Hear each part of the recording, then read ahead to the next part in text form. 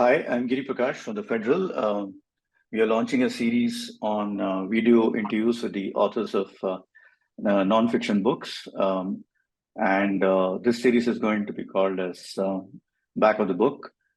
And we have with us Mr. Vijay Patsarthi, an alumnus of IIT Kanpur and IIM Ahmedabad. He's a former global CEO with experience spanning around 75 brands across Procter & Gamble, Colgate, Palmolive, Johnson & Johnson, and Tata's.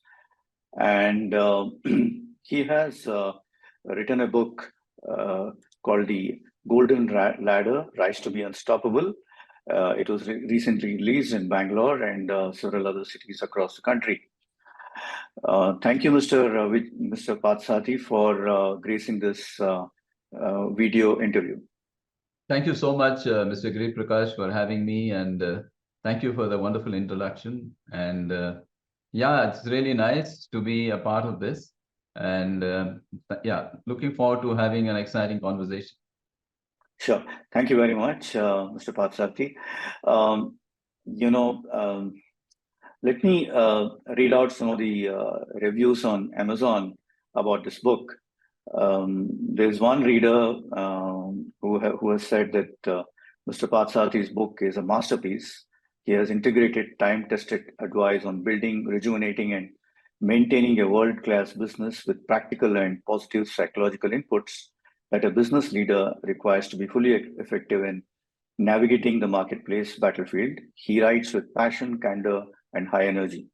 Another writer who obviously has bought this book, he talks about how this book has distilled first-hand knowledge of the author, who has managed some world-class brands and case studies of legendary brands, and how one can implement the same playbook in the business. This is a must-read for startup founders, entrepreneurs, students, and corporate leaders. Let me tell you a few things about how the book has actually been doing on the Amazon website. The book is trending at number 8 in sales, 15 in self-employment, and 16 in international business books, which is actually very marvelous. It is very, very good. One interesting thing about this book, and I think the genesis of this book, or the core of this book, is also tagged with the author, Mr. Patsarthi. Apart from having headed some extremely key multinationals, he's certified in hypnotherapy, Reiki, and Brahmakumari's meditation techniques. He's a staunch practitioner of cognitive behavioral therapy, neuro-linguistic programming, and acceptance and commitment therapy, which is, I think, a very unique combination for an author who marries his management techniques with these kind of systems. Mr. Patsarthi, let me start with asking you about how, apart from the fact that how it motivated you to write The Golden Ladder, Rise to be Unstoppable, I would also like to know how much has your professional journey influenced your understanding of the science you talk about in your book? All right, Mr. Giri Prakash, firstly, thank you so much for reading all that. You're absolutely right, and I'm really blessed to have the book doing also so well.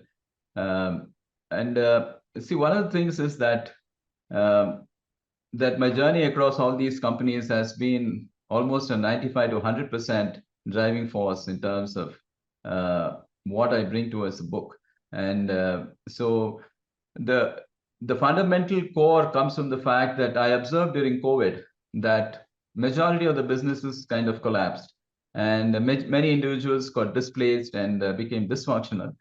But what I realized was that there are a few companies and some individuals who seem to be completely unstung by any of this happenings for hundreds and hundreds of years. It could be the world wars or the Spanish flu or the Great Depression, hundreds of years, and they are at number one position. And unfortunately, I have been with a lot of these companies, and sometimes they're selling ordinary products that anybody can make, but they would probably take a lifetime to sell. It could, like all these companies, Johnson and Johnson, Colgate-Palmolive, 216 years selling toothpaste. So I was wondering, what is it that they really do? And I found out that this is not a coincidence. And they have a definite and a scripted science. And that science is what I have brought under the concept of the golden ladder. So just to give you a feel, golden ladder, like any other ladder, is it's also got two legs. So one of the legs is what I call as the domain leg, which is how these people conduct their business in a completely different manner compared to the majority of the people who do business today. It could be entrepreneurs, it could be small companies, but these people have a different template, completely different. And the second leg is what the majority, all of us have, the most powerful instrument in the world, but we don't have an instruction manual for that, and that is the mind. And many people are aware, actually, the power of the mind, but they don't know to what extent it can have influence on everything. So these organizations, and of course the select individuals, have recognized this and have a specific science to even work on the mind. Like, for example, Nike, they have a huge facility which talks about see it happen to make it happen. Colgate, they have a huge process. Johnson and Johnson have a systematic plan as to how you can incorporate courage and resilience into it. So I would say fortunate, for example, to have fallen prey to, apart from all these businesses, to have fallen prey to anxiety disorders and depression for about a couple of years. And I came out of it very, very successfully using a lot of these techniques that you spoke about, including ACT, which I think is very acceptance and commitment therapy. So I felt there are a lot of books who talk about business based on, I mean, great people are there. I mean, beyond what I can even imagine. And but they don't write about the mind. And there are many people who are the geniuses and the spiritual masters, the Ravi Shankar and Sadhguru, write about the mind, but they may not write about brand creation. So I felt I probably had, let's say, qualification to bring both these together. And therefore, bringing these two together, and the real person who actually can sustain everything and be beyond adversity and vibrate at a frequency which is very high, is someone who I believe has climbed the steps of this golden ladder.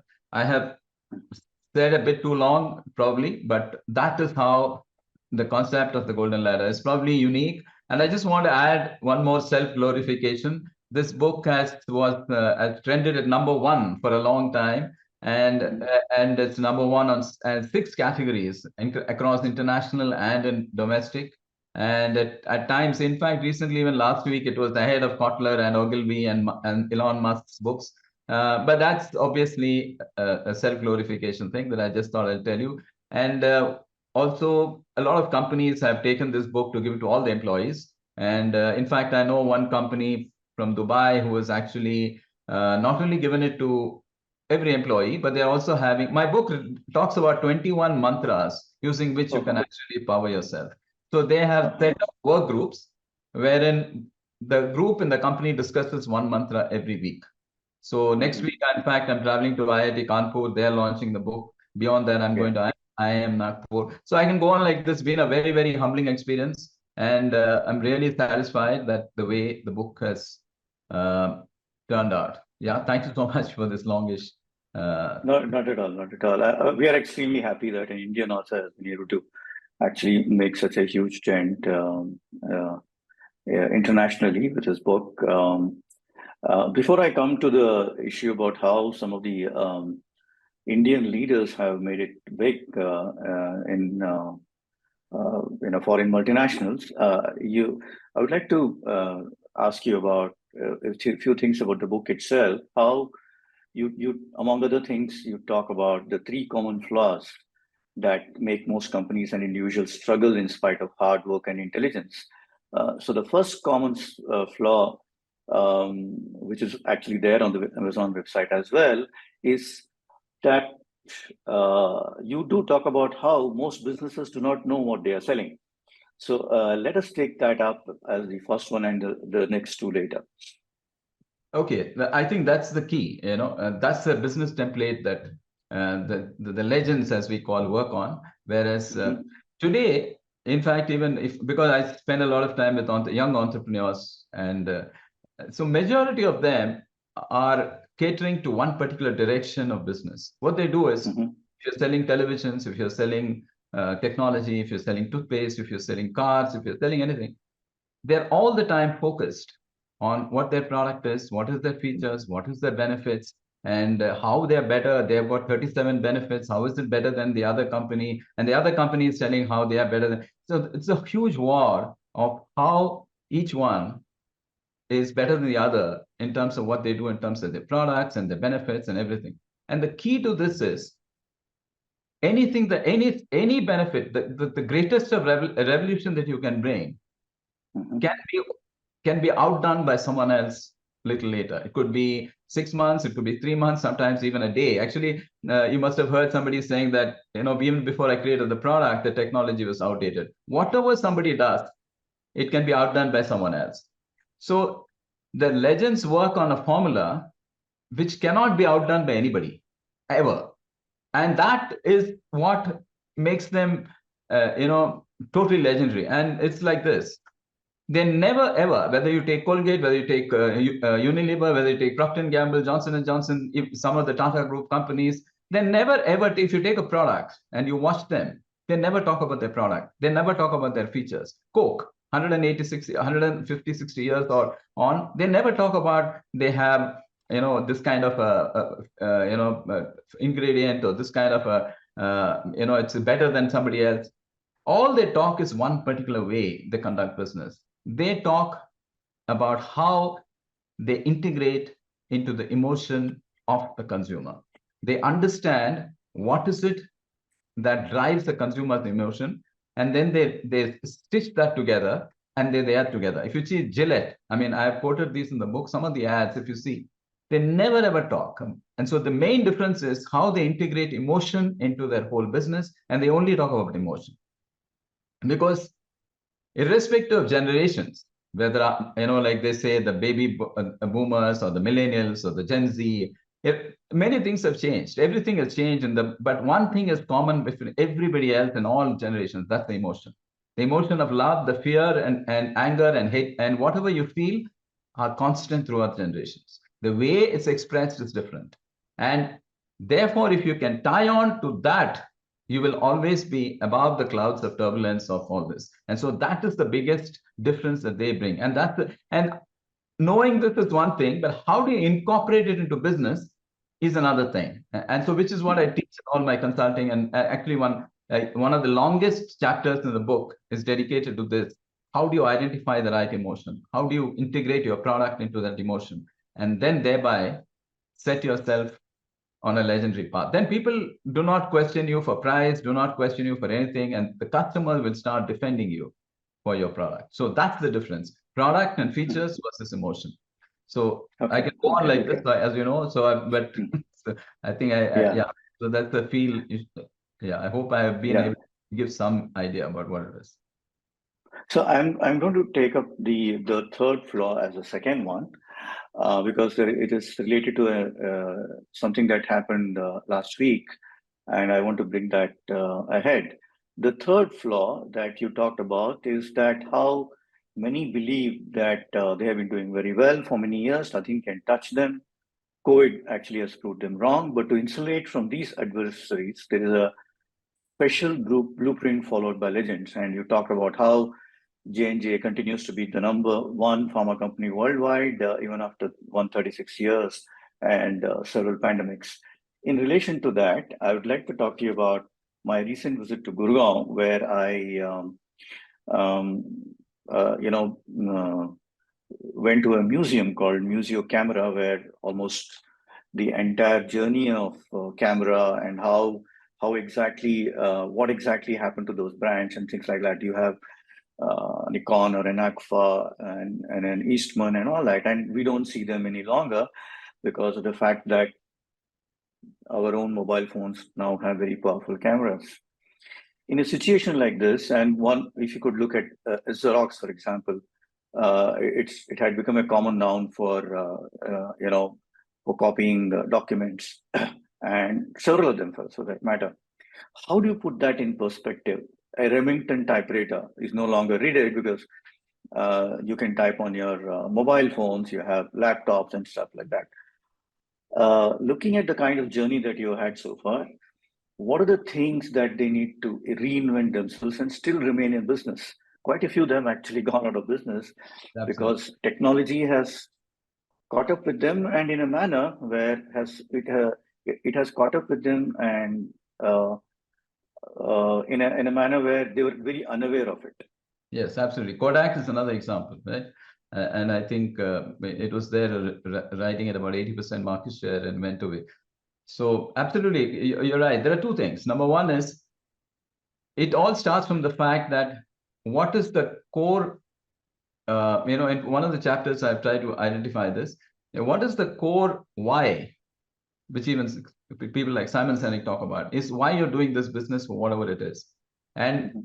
when you do that, you will realize that you have a horizon of audience to which you're catering a particular why. Now, at that point of time, some of the businesses that we do, like for example, whatever the typewriters or like the shaving machines or whatever it is, these are the avenues for which to cater to the why. And what I was talking to you about, like for example, rather than the product and the feature, and that is the how of doing the business. So if you cut across, like you start with the why of why you're doing a business, and then you get like say the meat of what offering those things, and the way you how you do it. So when everything is okay, like like you're on the technology and everything is okay, you actually are going ahead with the why. And then the people who fall off are the people who do not know the how. That means, which I was telling you, the emotional part, how you want to do that. Now, Mhm.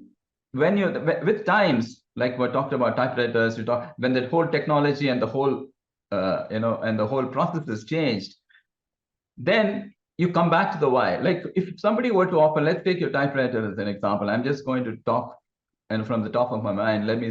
So if there was a company which is offering an X service to the customer, there was a particular need that they were satisfying of that customer in a particular manner, and the Mhm. manner was typewriter. Somebody did it correctly through the how of emotion. Somebody didn't do it correctly by just saying my.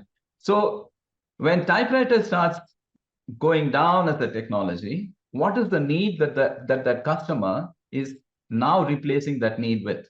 Now, therefore, if you can understand the core reason why he's buying into you, then you will be able to float with with the changes in times of their product.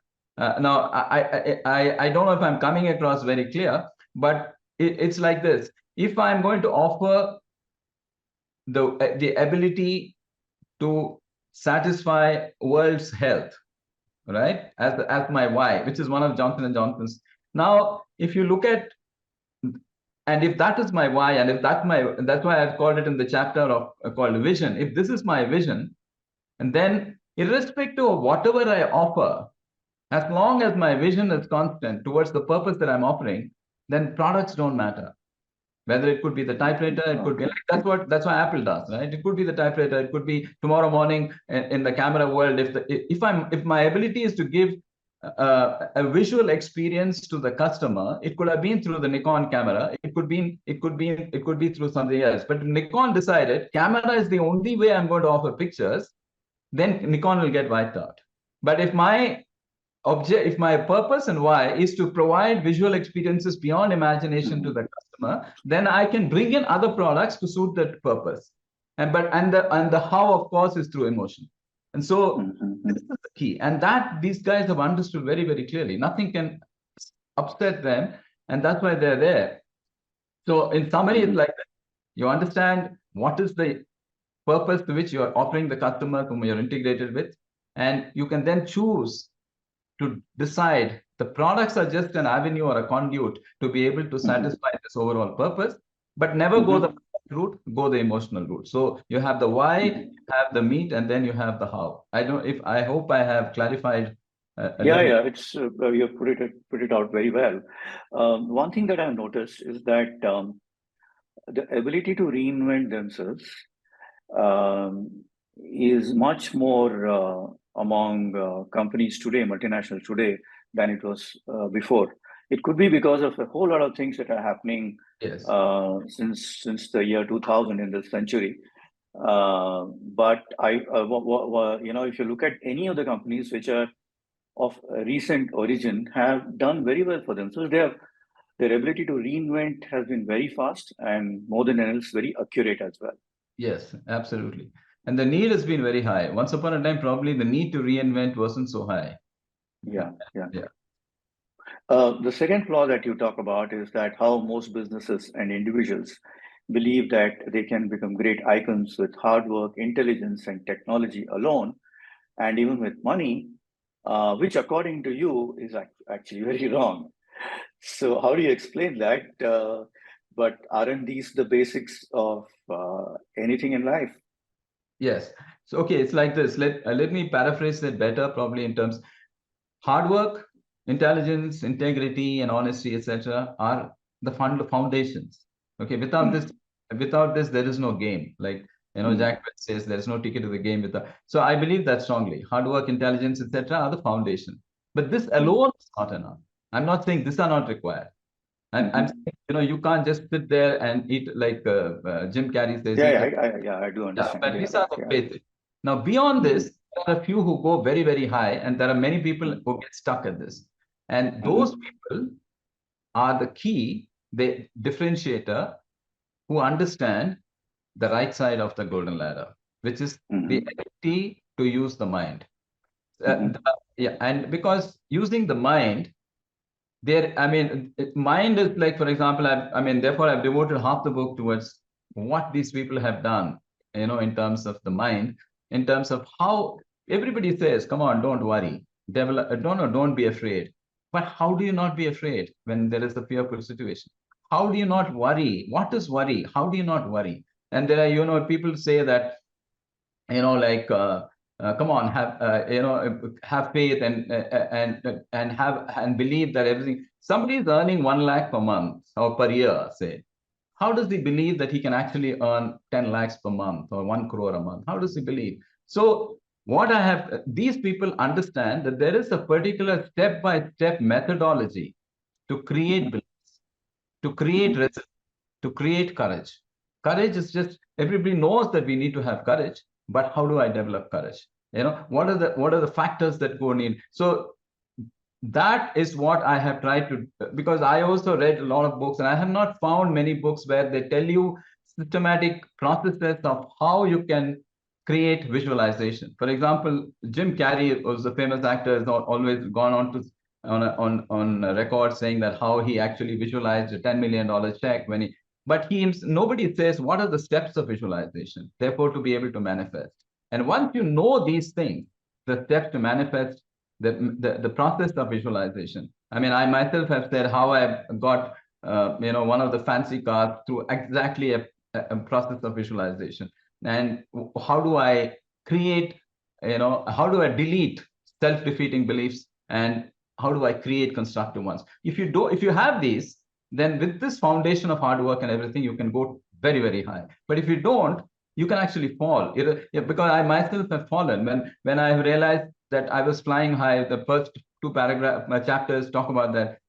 I really was doing very well and everywhere else, and I felt prey to anxiety, depression, and my whole this thing came flying down. But then, and that's when prompted me to recognize that what are the things that go into bringing you back, and how you don't have to fall into this negative pits. You can be exceptionally intelligent, you can have all the hard work, but if your mind is not in the right place, you're not going to. And that is what is the key differentiator between mm-hmm, someone who's great, like the good to great, but this is great to mm-hmm, exemplary. Somebody who knows his mind very, very. That's why I always feel that the mind can take you to the heights of success or bring you down to the depths of depression or yes, despair. yes, which Within, is I true, mean, which all is of us, true. I'm sure you know this, but a lot of young people out there, especially after COVID, I do counseling, mental health counseling also, Uh-huh, and mm-hmm, as I do this, I realize there are many, many people who who don't know why they are not peaking at their best. They're not there. I mean, they can be far ahead of what they are, and mm-hmm, that journey of post-COVID, how you can actually work on your mind, which is critical. And therefore, I've given a longish answer to the second flaw, but that is key. And Okay. yeah, so let's telescope it from, say, a multinational corporation to individuals. Today, um, one never thought about this, but then you have in almost every major multinational company, foreign multinational companies, you'll find Indians at the top. It could be Satya Nadella or yes, even Ajay Banga, who is the World Bank president. I mean, nobody ever thought that an Indian will end up as a World Bank president.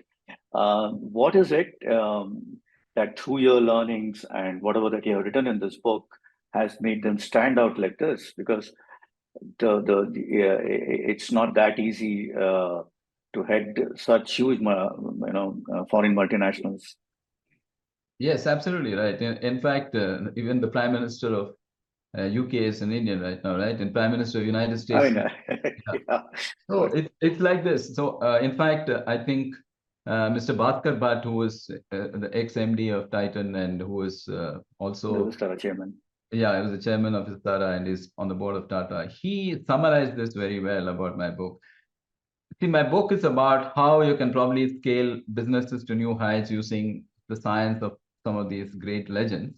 But if you're not in business, if you're not an entrepreneur, if you're not, but if you just want to redo your life, irrespective of wherever you are in terms of your current state of health, wealth, relationships, if you want to do that, the entire second part of the book is this. So all the people that you would see today, whether Ajay Banga is a couple of batches, I mean, from the same institute down the line from where I have been, I'm really proud to know that these people have done that. They all systematically fall into how they program the mind.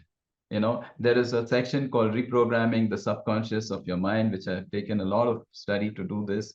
And they have got how to face an adversity, how to come out of every small, how to think completely differently. Like there's a chapter on how you can, what I call as design thinking, how everybody thinks in a particular manner, but how these people thinks differently, and how Mhm, I mean, they have utilized in whenever times have come in terms of how to bring out the courage in them, how to not be faced by what is happening around them. And in mhm, fact, Mukesh Ambani talks in one of his interviews, and I've quoted him in that, and I really believe that the single most factor that can differentiate an ordinary or an extraordinary to go to a level beyond anything else is only one factor, and that is courage. mhm, And mhm, that, I think all of these people have it in abundance. And the important thing is to know how do you develop this courage, and which is what I have tried to take and put them into 5 steps and 6 steps, and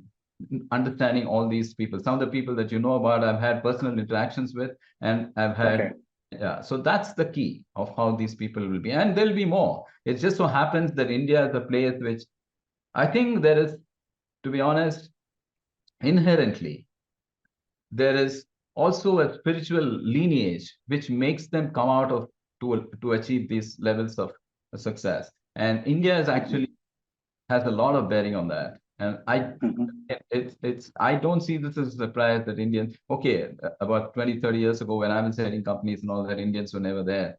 But today I think the world has really understood this, and it's no surprise. When you meet any of them, you will know. And many of them who have not actually been there and heading in international companies, when I meet, including people like I just mentioned, Bhaskar or anybody else, they are a level, they understand couple of things which are very, very different. Number one is how to be people centric. How do you understand mhm, what makes people go and create ownership for themselves? When you mhm, have people who create ownership in your organizations and they work for themselves and not for you, and when they work for themselves, there is no limit, and then you are just actually watching the game.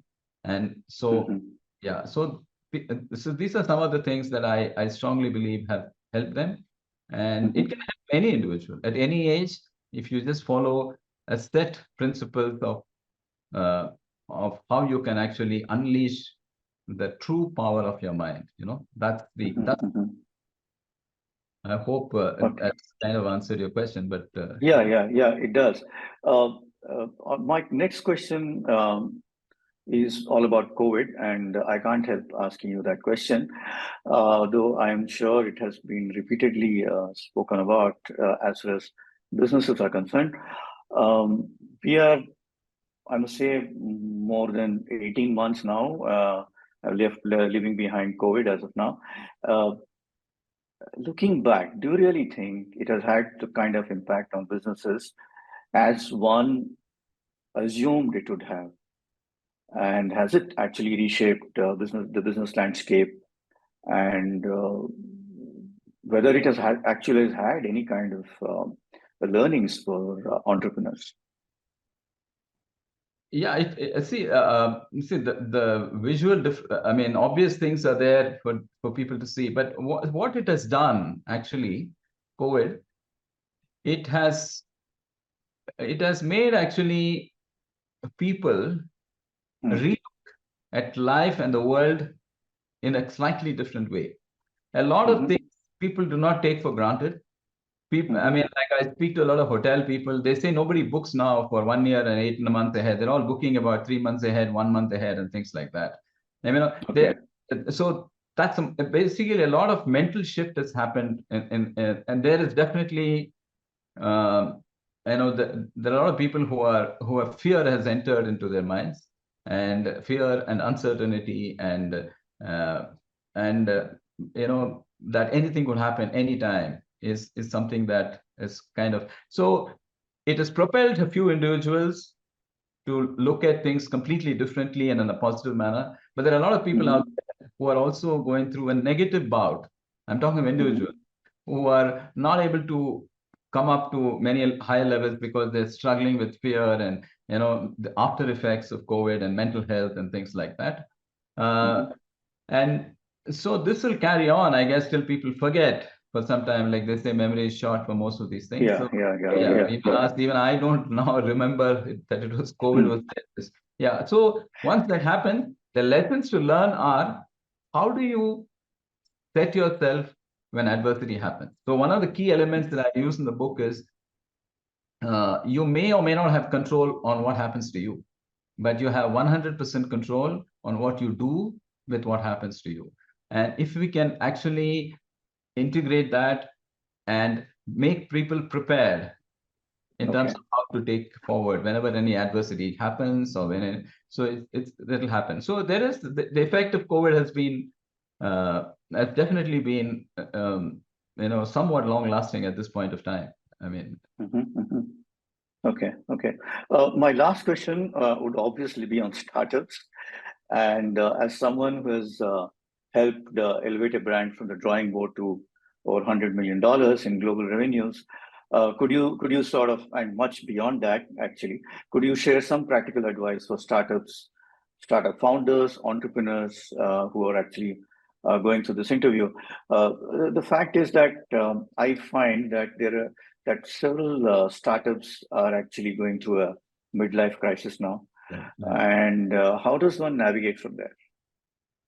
Yeah, I think, see, once again, there are two aspects to this whole startup business. My own daughter's left an investment banking job in London, and she's now come to do a startup in Mysore. So Hmm. once again, if you want to do a startup, I keep asking. One of the things I keep asking is, ask yourself, why are you doing what you're doing? Because if it is going to be driven by passion towards a particular objective, that's one way of handling a startup. But if you're driven by, I want to make an X amount of money, and therefore there's another way of handling this whole thing. People do get confused about this, and the other thing is in terms of patience. The most important thing that you need in a startup is to have the persistence and patience to be able to keep it for as long as it takes.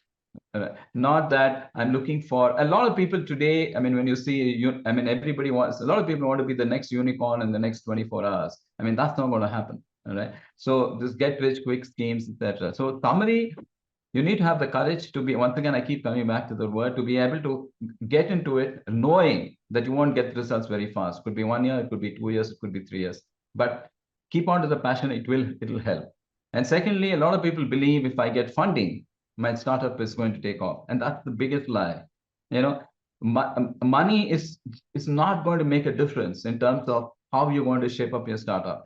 And these are the people who need to understand that what is the value proposition that I'm giving to the customer, and how is it an emotional value proposition? Not just like, I'll give you an example. Somebody came to me and said, I have this product which has got 100 more features than Instagram. So I said, that doesn't mean anything, because Instagram is not based on features. Instagram is based on a particular emotional quotient that they're trying to stitch in with the audience. So from the beginning, what is the problem that you want to solve? Are you solving a problem that's already there? That's true. Or are you creating a new avenue for it? That's the fundamental thing you need to ask. Secondly, how am I going to provide an emotional solution to that? Not just a product today which can be outlived by somebody tomorrow, but what is the emotional solution I'm going to? And then third is, I need to recognize that I need to have people around me who believe in what I do, right? Not that I'm getting somebody who's just working for himself. If you get people who believe in what I do as a value proposition to the customer, then you're going in for the long race. And do not believe that once I get funding, I'll be the greatest guy. No, that will be the misuse of funds. And therefore, these are some of the things that, and if you follow all these, even creating a name, how do you create a name of an organization, of a startup? There is a science behind that. And not just, so if you follow all these steps in the first 7 or 8 chapters, which are almost dedicated to startups, I think you have a great race going. Coming back to the book itself, what are the 3 big learnings from the book? Learnings to the customer? Learnings from, in the sense that, what are the 3 takeaways from that book? From the book. Number one, the biggest takeaway is what I've spoken. Biggest takeaway is that you have to do business in a completely different way, not by product and benefit. You have to do it based on an emotional manner. That's number one. Number 2 is that beyond a particular point, for you to go into the league of the legends, you need to understand how you can power your mind to be able to get something extraordinary. That's number 2. And number 3 is, the key to everything is how you bring all the people together in this race towards making anything happen. So if you were to take 3 takeaways, one is different business model. Number 2 is the power of the mind. And number 3, the key stakeholders that make all the difference. It could be starting with your family, with yourself, and with everybody else. And that would be the 3 takeaways. Okay. Thank you, Mr. Pathsarathy. Thank you for taking time off to be part of this discussion and be the first person whom we have interviewed for Back of the Book series. Thank you very much. Thank you so much, Mr. Giri Prakash. I really appreciate you taking the time to have me on this first show, and I'm really privileged. I'm the first guy, so and I'm sure. Sure. Thank you very much. So much, and you have a great day.